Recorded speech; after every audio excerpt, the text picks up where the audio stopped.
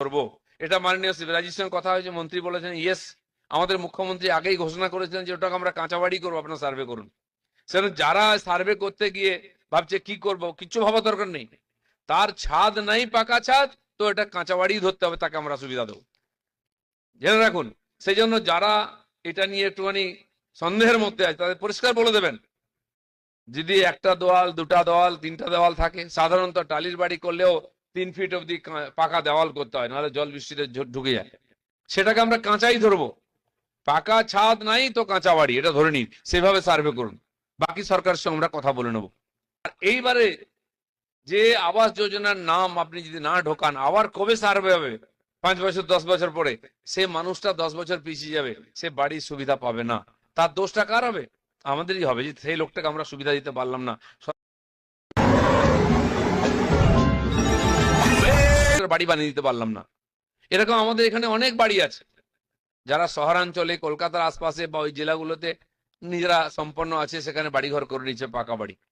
কিছু technical problem ছিল, টিনের বাড়ি, টালির বাড়ি, এসবেস্টরের বাড়িকে পাকা বাড়ি করে ধরা হচ্ছিল। কেন্দ্র যে আইন বানিয়েছে তার মধ্যে এইগুলো ছিল না। আমাদের এখানে ওইটা কি ধরেন, তাহলে তো আর কাঁচা বাড়ি নাই।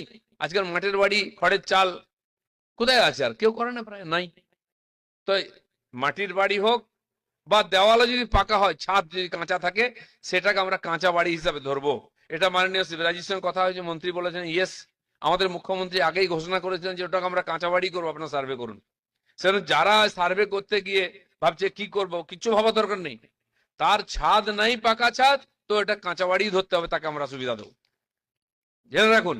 সেই জন্য যারা এটা নিয়ে একটুখানি সন্দেহের মধ্যে আছে তাদের পরিষ্কার বলে দেবেন, যদি একটা দেওয়াল, দুটা দেওয়াল, তিনটা দেওয়াল থাকে, সাধারণত টালির বাড়ি করলেও 3 ফিট অব্দি পাকা দেওয়াল করতে হয়, নাহলে জল বৃষ্টিতে ঢুকে যায়। সেটাকে আমরা কাঁচাই ধরবো। পাকা ছাদ নাই তো কাঁচা বাড়ি, এটা ধরে নিন, সেভাবে সার্ভে করুন। বাকি সরকারের সঙ্গে আমরা কথা বলে নেব। তো রুল করা হয়েছে কাজের সুবিধার জন্য, রুল আবার পাল্টাবো আমরা। যেমন পঞ্চায়েতের রুলকে আমরা পাল্টেছি সাধারণ মানুষকে পরিষেবা দেওয়ার জন্য। একজন প্রধান 2 মাস 3 মাস আসছে না, তার ব্যক্তিগত সমস্যা হতে পারে, তার রাজনৈতিক সমস্যা হতে পারে, কিন্তু তার এলাকায় যে 15-20 হাজার 30 হাজার লোক আছে, তার সমস্যার সমাধান কে করবে? একটা সার্টিফিকেট নেওয়ার জন্য একটা লোক 3 বার 4 বার আসছে যাচ্ছে।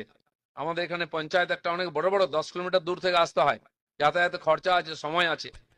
তার বাচ্চার জন্য সার্টিফিকেট চাই, স্কুল ভর্তি হতে হবে, বার্থ সার্টিফিকেট, ডেথ সার্টিফিকেট চাই। এমনকি এই যে যারা কাজ করছে নারেগাতে, এখন জি রামজিতে, গত মাসে তো নারেগা ছিল, কাজ করেছে